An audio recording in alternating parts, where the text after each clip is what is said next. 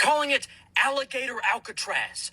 Are you kidding me? Hey, remember back in January where I taught everyone how the German mustache man actually dismantled democracy in 53 days, and he did so constitutionally, and I got a lot of pushback for sounding the alarms too early?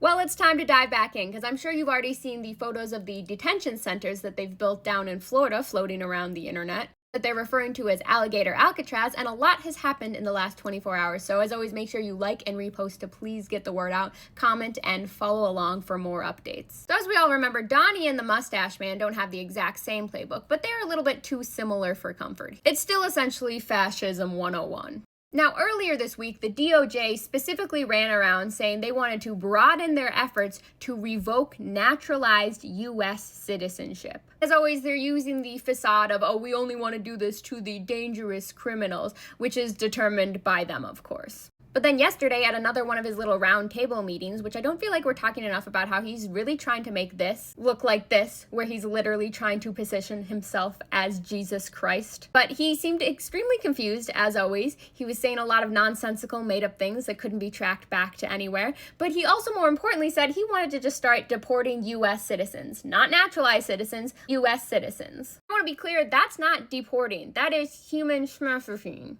A lot of what they've said this week sounds like they're very quickly starting to head down this path that happened in 1933, which a very specific group of citizens started to get stripped of their basic rights of citizenship.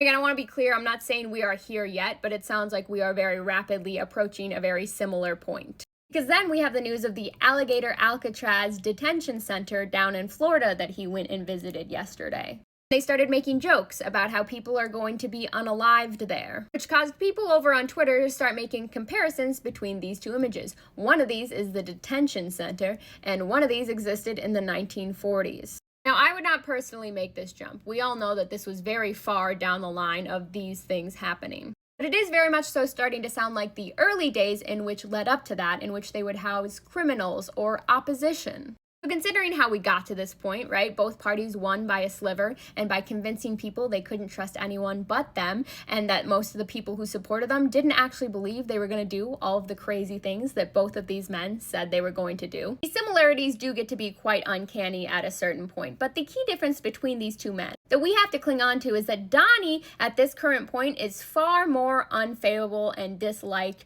than the mustache. At the end of the day, the general public is really what it's going to take to stop all of this.